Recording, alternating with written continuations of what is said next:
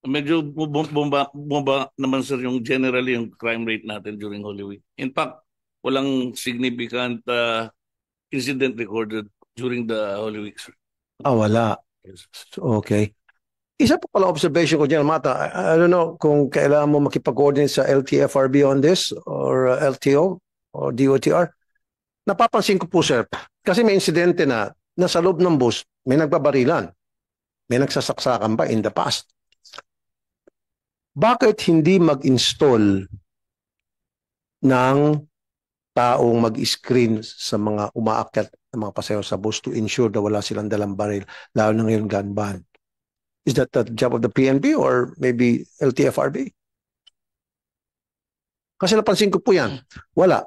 Wala. In some of terminals, sir, na may ano, meron naman nag-inspect, sir. Private security guard and sometimes augmented by the PNP. Okay. LTFRB. Napapansin ko, wala. Kasi Yes, sir. may akit dyan na pasahero, may sukbit na baril, tapos mayabang, lasing, may nakaawa siya ng kapwa niya pasahero, boom, barilan. So dapat Sir, meron tayong metal detector o yes, sir. security guard na nag-inspect. Those are some of the violations, sir. Wala pong metal detector or wala po yung silang ini-establish na egress saka ingress point kung saan lahat ng mga incoming passengers dapat po ay merong nag-i-inspect. Yun po yung mga violation din na nakita namin. So therefore, 99.9999% ng mga bus companies ay mga violators because I didn't see anything Yes, sir. whatsoever. Wala. Yes, sir. So Part what, of the show cause order, sir, na pinadala namin sa kanila. so wow. Okay, wait a minute. All right.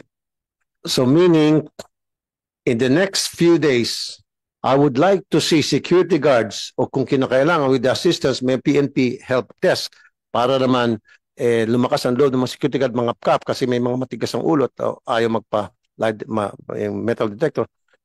The next few days, meron mga security guard na mini-metal detector ang mga pasahero umaakyat pati ng mga bagahe to ensure na wala silang dalang mga explosive, baril, knife, deadly weapon, what have you. Tama? Maasahan ko po yan. So mag-issue na kayo ng MC tungkol dyan. Very good. Wow, okay. Meron pa? Gusto magsalita? Yes, sir. You're raising hand. Your name po, sir? Magandang hapon po, Mr. Chair. Ako po si Rodolfo Villana Jr., ang Pangulo po ng United Filipino Consumers and Commuters. Yes, sir. Una po sa lahat, nais namin magpasalamat sa inyong pamumuno sa pagbabantay ng buhay ng mga pasahero, sa kaligtasan ng mga pasahero, at sa kapanatagan ng mga pasahero. Kung mamarapati niyo po, Mr. Chair, gusto ko lang po sanang maitanong Yes, sir. sa kinatawan ng LTFRB sapagkat kanina po ay nabanggit yung MC ukol po sa 6 na oras na pagmamaneho ng mga bus drivers, pati truck drivers. Kung 6 na oras po yan, paano naman po kaya dun sa mga jeepney driver na malalayo rin po ang pasada? Halimbawa po, Baguio papuntang Tabuk, mga 12 oras din po yon. Kahit po sa mga motorsiklo na lang dito sa Metro Manila, kung 6 na oras po yung sinasabi nating makapagpahinga dahil tuloy-tuloy rin, ano kaya yung regulasyon na pwede nating maibigay para madagdagan yung seguridad sa kalusugan o road safety nating lahat? Sa lahat na siguro ng sasakyan na pampasahero. Salamat po. LTFRB, go ahead. Please answer. Yung pong MC natin yun ay nag-a-apply para sa lahat who are driving in excess of 6 hours. Ay hindi na po talaga dapat. Pero yung sinabi po nyo kanina, tulad po yung sa jeepney, we will look into that po kasi ang lagyan natin bigyan lang namang natin ng pansin ay yung sa truck for hire at saka po yung sa bus. But definitely po, gagawan po namin ng additional or amendment on the memorandum circular, sir. Doon naman po sa motorcycle, medyo pag-iisipan po namin kung paano dahil it's really hard to monitor. For example po, yung mga angkas, lalamove, pero sila naman po may oras na magpahinga. Hindi katulad yung bus na talagang continuous talaga na they have to bring their passenger from point of origin to their destination. Okay, you know what, sir? I really commend that person, whoever that is, na came up with this kind of policy Yes, sir. na 6 hours lang. ito ang sinasabi ko, napakadami natin mga gandang palisiya, mga gandang batas. The problem is implementation. How can you implement such a policy, which is a very good policy for me? Pinakamagandang policy yan. Pero we're talking about hundreds and thousands of public utility vehicles, buses, jeeps, etc. And you only have so much employees. Dapat ba kayo gumawa ng ganang policy? Which is good again, ha? Yan ang kayong plano. How to execute it. Right now, you don't even know how to execute it. Meron ka magandang policy, pero bungal, walang ipin. Lagyan nyo ng ipin. How? Paano nyo po lagyan ng ipin? Kahit pustiso man lang. Yes, sir. For in the immediate sir, I think we have to coordinate with the LTO. For example, from Manila to Tuguegarao, the 6 hours we can already compute kung saan po aabutin yung 6 hours eh. So we will be coordinating with the LTO to check with the bus kung meron siyang alternate driver doon. Random po, kahit randomly or regularly we will do that. I think aside from the LTO na kulang din siguro kayo sa mga tauhan, why not tap these services, magkaroon kayo ng MOU sa mga LGU, sa mga barangay captains, meron silang mga kagawad yan, pwede tumulong because they know the territory, they know the turf, yung mga kagawad na yung mga rota na pwede nilang parahin in coordination with LTO, deputize sila, etc. I don't know. What do you think? We can do that, sir. We can coordinate with the DILG. Sila po yung magiging coordinating agency namin going to cascade it so that we can have a memorandum of agreement or Yes. understanding with the Yes. local government unit to establish a place where we can do the inspection. Yes. For example, Monitoring at the same time. yes, sir. Yes, sir. Kasi sa ngayon, sir, kulang kayo eh. Yes, sir. Naintindihan ko yan. Kasi libo-libo yung mga bus, jeeps, Yes, sir. trucks. Hindi nyo.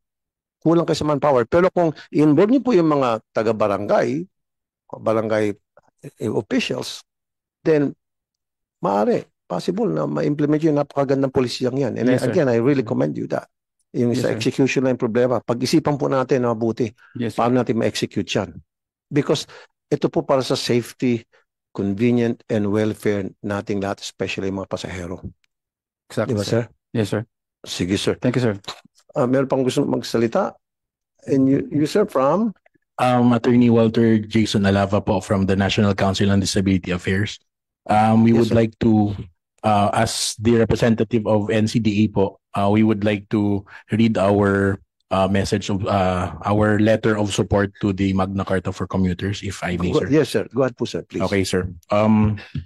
The National Council on Disability Affairs expresses its full support and unwavering support for the Magna Carta for commuters, a pivotal and urgently needed legislation measure that seeks to uphold the rights and promote the welfare of all commuters, most especially persons with disabilities, senior citizens, pregnant women, and other vulnerable sectors of society.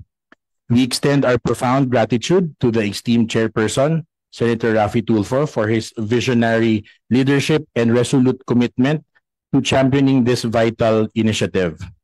Senator Tulfo's dedication to addressing the duty struggles of millions of Filipino commuters, particularly those from marginalized and at-risk sectors, demonstrates a deep understanding of the need for a transportation system that serves everyone equitably and humanely.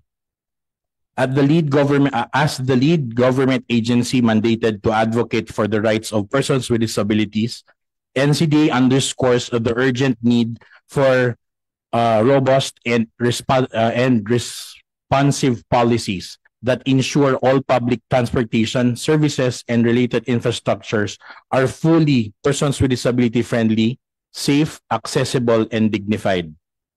The proposed Magna Carta for commuters aligns with and enhances the implementation of existing laws such as Republic Act number 9442 as amended by Republic Act 10754, which provides a 20% fair discount for persons with disabilities.